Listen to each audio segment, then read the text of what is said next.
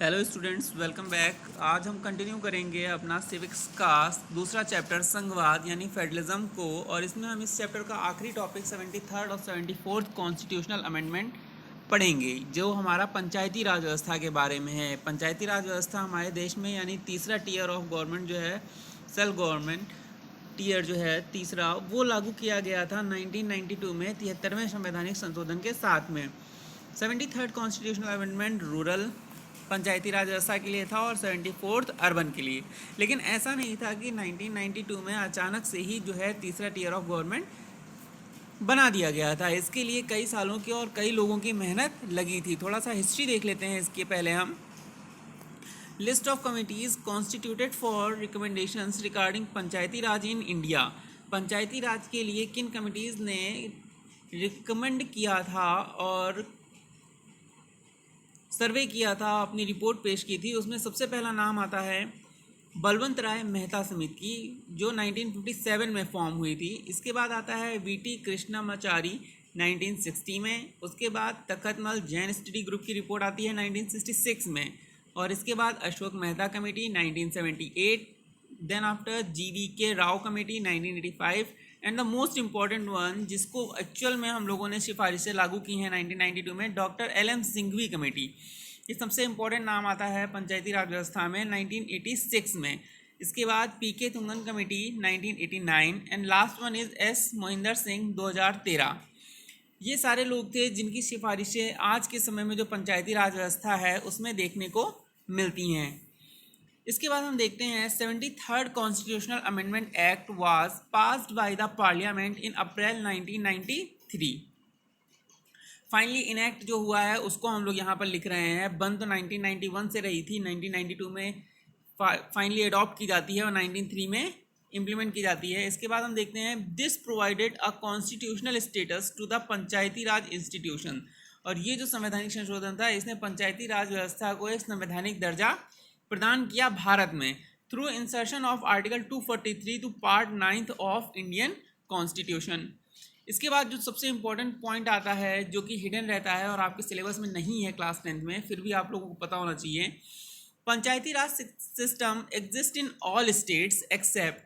पंचायती राज व्यवस्था भारत के सभी राज्यों में लागू है लगभग, लेकिन नागालैंड, मेघालय और मिजोरम, यहाँ पर पंचायती राज व्यवस्था लागू नहीं है। And in all union territories, और सभी यूनियन टेरिटरीज में भी नहीं है एक्सेप्ट दिल्ली। दिल्ली में पंचायती राज व्यवस्था वर्क करती है। ये तो थी हिस्ट्री बेटा हमारी पंचायती राज व्यवस्था की और कुछ एक्स्ट्रा नॉलेज। इसके बाद हम देखते हैं जो हमारे सिलेबस का है 73rd कॉन्स्टिट्यूशनल अमेंडमेंट। रूरल पंचायती राज व्यवस्था 73rd कॉन्स्टिट्यूशनल अमेंडमेंट 1992 के नाम से जानते हैं हम इसे। और इसमें 3 मेन ऑर्गन बनाए गए हैं। पहला सबसे बेसिक लेवल पर है ग्राम पंचायत। नेक्स्ट कई गांवों को मिला के बनता है हमारा ब्लॉक, तो ब्लॉक पंचायत। और कई ब्लॉक्स को मिला के बनता है हमारा जिला, तो सब उससे ऊपर आता है हमारा जिला पंचायत। पॉपुलेशन वाइज अगर हम देखें तो 500 से 5000 तक की पॉपुलेशन पे ग्राम पंचायत हमारी है। मिनिमम 500 होना ही चाहिए। एक्सेप्शन हमें देखने को मिल जाते हैं कुछ जगह, लेकिन फिर भी मिनिमम 500 होना चाहिए।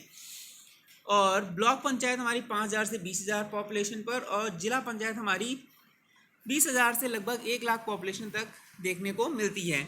ये आंकड़ा बेटा बदलता भी रहता है क्योंकि पॉपुलेशन ग्रोथ होती रहती है। अब सबसे पहले हम देखते हैं gram panchayat. Gram panchayat at least population required for gram panchayat is 500 and the head of gram panchayat is known as pradhan और सरपंच। नेक्स्ट आता है सोर्स ऑफ इनकम क्या है ग्राम पंचायत के, तो ग्रांट्स फ्रॉम स्टेट गवर्नमेंट्स, जो राज्य सरकारों द्वारा प्रदत्त है वो मिलता है सोर्स ऑफ इनकम। इसके बाद taxes from land, cattle, fair etcetera. गांव में मेला लग रहा है या गांव में बाजार लग रही है, उससे जो टैक्स मिलता है वो ग्राम प्रधान के या ग्राम पंचायत की आय का स्रोत होता है। काम क्या होता है? वर्क होता है development of village at basic level. गांव में आधारभूत सुविधाओं या इंफ्रास्ट्रक्चर का निर्माण करना, जैसे दवाइयाँ हो गई, विद्यालय हो गए एट्सेट्रा, नालियाँ बनवाना, सड़कें एट्सेट्रा, बिजली का प्रबंध करना।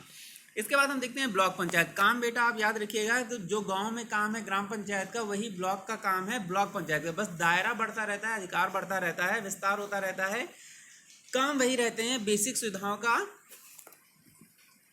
प्रबंध करना। इसके बाद हम देखते हैं block panchayat. It consist of around 100 village. इसमें लगभग 100 विलेज के आसपास आते हैं, और इसका जो हेड होता है उसे BDO, ब्लॉक डेवलपमेंट ऑफिसर कहते हैं।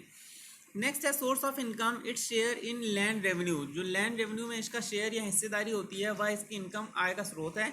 दूसरा है taxes from cattle, land fair etcetera, जो ब्लॉक लेवल पर कैटल या फेयर होते हैं उनसे मिलने वाला टैक्सेस इसका आय का स्रोत है। वर्क क्या होता है, develop the basic infrastructure at block level, same work जो ग्राम प्रधान का गाँव में है वही बीडीओ का या ब्लॉक पंचायत का ब्लॉक लेवल पर है। नेक्स्ट हम देखते हैं जिला पंचायत, तो इसका काम भी वही होगा, बस इसका स्तर और दायरा थोड़ा सा बढ़ जाएगा। सबसे पहला पॉइंट देखते हैं, it is the apex body under the panchayat Raj act at rural level, गांव के स्तर पर या ग्रामीण क्षेत्र पर सबसे बड़ी संस्था इसे कहा, सबसे बड़ी बॉडी इसे कहा जा सकता है। सोर्स ऑफ इनकम इसका क्या है, taxes grants from state government से, राज्य सरकार के द्वारा लगाए जा रहे कर में से कुछ हिस्सा जो है वह जिला पंचायत के पास जाता है। इनकम फ्रॉम प्रॉपर्टी, संपत्ति से कुछ जो लोगों की संपत्ति इधर उधर होती है, खरीदते लगते हैं जिला स्तर पर, बड़े आयोजन होते हैं, उनसे मिलने वाला टैक्स।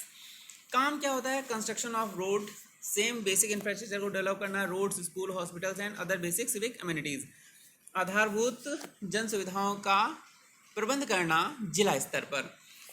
ये तो था हमारा 73rd कॉन्स्टिट्यूशनल अमेंडमेंट, बहुत ही प्रिसाइजली। इसके बाद हम देखते हैं 74th कॉन्स्टिट्यूशनल अमेंडमेंट 1993। इसके अंदर भी हमारे 3 ऑर्गन आते हैं, नगर पंचायत, नगर पालिका और नगर निगम। अगर पॉपुलेशन वाइज देखें तो हम लोग इसको समझने के लिए लिख सकते हैं, वैसे तो मतलब कोई इसका ऑफिशियल नहीं है लेकिन फिर भी समझने के लिए लिख सकते हैं। 1 लाख से 5 लाख तक हमारी नगर पंचायत का गठन होता है, 5 लाख से 20 लाख तक नगर पालिका और 20 लाख से अधिक आबादी वाले इलाकों में नगर निगम। उत्तर प्रदेश में इस समय लगभग 16 नगर निगम कार्यरत हैं। तो चलिए देखते हैं इसके मेन फंक्शन क्या होते हैं। प्रोवाइड हॉस्पिटल्स, इन सब के काम वही होते हैं बेटा, बस दायरा थोड़ा सा बढ़ता रहता है, मतलब किसी के पास जो जितनी ज़्यादा पॉपुलेशन को कवर कर रहा है उसके पास उतनी शक्तियाँ होंगी, बस और कुछ नहीं। तो मेन फंक्शंस क्या होते हैं इसके, प्रोवाइड हॉस्पिटल्स, डिस्पेंसरीज मतलब दवाखाने, वैक्सीनेशंस, टीकाकरण वगैरह करना, गार्बेज डिस्पोजल्स, पूरे शहर का कचरा कहाँ जाएगा इसकी व्यवस्था करना, and provide basic civic communities, और मौलिक जो जन सुविधाएँ हैं वो प्रोवाइड कराना, एंड डेवलप बेसिक इंफ्रास्ट्रक्चर, और आधारभूत सुविधाएँ उपलब्ध कराना, डेवलप करना, विकास करना, जैसे रोड बढ़िया करना, स्ट्रीट लाइट्स हो गई, गार्बेज हो गया, साफ़ सफाई का प्रबंध करना, नालियाँ अच्छी हों, बाजार वगैरह अच्छे से लग रहा हो उसकी साफ़ सफाई करना, ये सब चीज़ें प्रबंध करना, इन तीनों का काम होता है अपने अपने स्तर पर। सोर्स ऑफ इनकम इनका क्या होता है, तो सोर्स ऑफ इनकम होता है बेटा income tax, income from tax, tax से मिलने वाली इनकम, टैक्स। अब यहाँ पर टैक्स ही सबसे बड़ी इनकम है, वैसे तो राज्य सरकार लेती है टैक्स और फिर डिस्ट्रीब्यूट करती है छोटे लेवल पर, लेकिन यहाँ पर क्या है, income from tax, property, road, theatre, electricity, toll etcetera, इनसे मिलने वाला जो टैक्स है वो इसका इनकम होता है। इसके बाद नेक्स्ट है इनकम फ्रॉम शॉपिंग सेंटर्स, जो बड़े बड़े मॉल हैं, जो शॉपिंग सेंटर्स हैं, मंडियां हैं, उनसे मिलने वाला टैक्स भी इसकी आय का स्रोत होता है। अब जो सबसे इम्पोर्टेंट चीज़ है वो ये है कि 1990s की शुरुआत में ये पंचायती राज व्यवस्था लागू तो कर दी गई थी, लेकिन उससे पहले भारत में सिर्फ 2 टियर ऑफ सिस्टम था गवर्नमेंट का, एक सेंट्रल गवर्नमेंट और फिर सेंट्रल गवर्नमेंट से स्टेट गवर्नमेंट। जब स्टेट गवर्नमेंट ने अपनी ताकत डिसेंट्रलाइजेशन किया और अपनी ताकतें जो है पंचायती राज व्यवस्था को बांटी, तब लोगों की समझ में ही नहीं आया काफ़ी दिन तक कि कैसे काम होगा और किसके पास क्या शक्ति है, किसका क्या काम है, जिसकी वजह से यह योजना काफ़ी हद तक फेल हो गई थी। अगले 10 साल लग गए थे लोगों को समझने में सिर्फ कि पंचायती राज व्यवस्था एक्चुअल में है क्या। इससे पहले खाप पंचायतें होती थी, जैसा हम लोगों ने सुना होगा हरियाणा साइड में होती हैं कास्ट पंचायतें, खाप पंचायतें, तो लोग बहुत कंफ्यूज हो रहे थे कि कहीं ऐसा तो नहीं कि ग्राम पंचायत ग्राम प्रधान जो है वो उसी तरह काम कर रहा है सरपंच की तरह, तो ऐसा नहीं है, वो दोनों अलग अलग चीज़ें थी। तो लोगों को समझने में काफ़ी टाइम लग गया। इसी वजह से हम लोग एक चीज़ पढ़ेंगे यहाँ पर, main causes of failure of Panchayati Raj system. Panchayati Raj व्यवस्था के शुरुआती दौर में असफल रहने के क्या कारण थे। पहला था हमारा लैक ऑफ कॉन्सेप्चुअल क्लियरिटी, लोगों को वास्तव में पता ही नहीं था कि ये है क्या और ये कैसे काम करेगा। लोगों का जो आधारभूत नॉलेज था पंचायती राज व्यवस्था को लेकर वही क्लियर नहीं हो पाया। और जैसा कि हमें पता ही है कि वो 1990s के शुरुआती 2 सालों में राजीव गांधी जी का असेसिनेशन भी हुआ था, तो काफ़ी ज़्यादा पॉलिटिकल अनस्टेबिलिटी भी थी, तो लोगों को पता ही नहीं चल रहा था कि हो क्या रहा है। दूसरा था हमारा problems in functioning of Panchayati raj institution, Panchayati raj institution के कार्य प्रणाली जो है उन लोगों को पता ही नहीं था। जब कॉन्सेप्ट ही नहीं क्लियर है तो वो कैसे काम करेंगे। जो अधिकारी बना भी दिए गए उनको अपनी शक्तियों के बारे में ही नहीं पता था, तो वो सही से काम नहीं कर पा रहे थे। जैसा हमें 1860 में जब पहली बार पुलिस एक्ट आया था तो जो पुलिस बनाई गई थी वो नहीं कर पा रही थी काम सही से, वैसे ही हाल यहीं पर था। कोई भी नई चीज़ आती है तो लोगों को समझने में टाइम लग जाता है, तो फंक्शन सही से नहीं कर पा रहा था पंचायती राज इंस्टीट्यूशन। इसके बाद आता है इरेगुलर इलेक्शन। जो चुनाव थे वो भी नियमित रूप से नहीं हो पा रहे थे। हालांकि हर 5 साल में चुनाव होते हैं, ये तय किया गया है, लेकिन उस समय चुनाव सही से नहीं हो पा रहे थे। और लास्ट पॉइंट कहता है there is always conflict between state level bureaucracy and local level bureaucracy. जो सामंत हैं, जो हमारे प्रशासनिक अधिकारी हैं स्टेट लेवल पर और लोकल लेवल पर, इनके बीच में हमेशा मतभेद बना रहता था। अब जैसे स्टेट को पैसा देना है ग्राम पंचायतों को, तो पैसा कितना देना है, किस काम के लिए देना है, तो ये चीज़ें क्लियर नहीं हो पाती थी। और कितना पैसा आए, जब अधिकारी ही नहीं पता होते थे ग्राम प्रधान ब्लॉक बीडीओ को, तो वो पैसा मांग भी नहीं पाते थे और ऊपर से पैसा आ भी नहीं पा रहा है। तो इस तरह के कई मतभेद होते थे जिसकी वजह से यह कार्य सही से नहीं कर पा रहा था तंत्र शुरुआती समय में।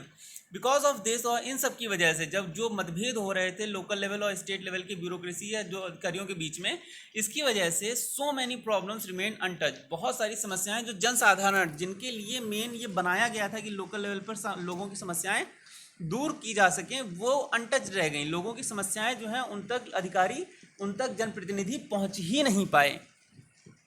तो ये मेन कारण थे जिसकी वजह से पंचायती राज व्यवस्थाएं हमारी शुरुआती समय में सही से नहीं लग पाई। इसके अलावा 2 पॉइंट और रह जाते हैं इस चैप्टर में, या चैप्टर कंप्लीट हो रहा है बेटा आज।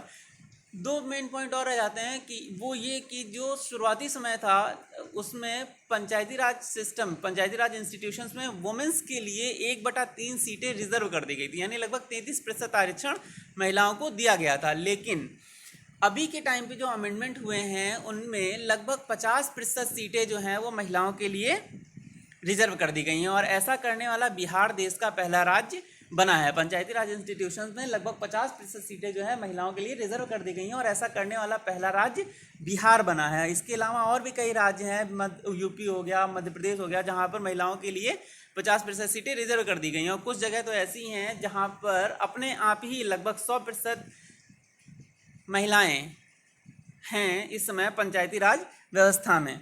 तो ये एक एक्स्ट्रा पॉइंट था बेटा। इसके अलावा आपके सिलेबस में और कुछ नहीं है, सारे मेन पॉइंट्स कवर कर लिए हम लोगों ने। ये चैप्टर आपका कंप्लीट हो गया है। Thank you.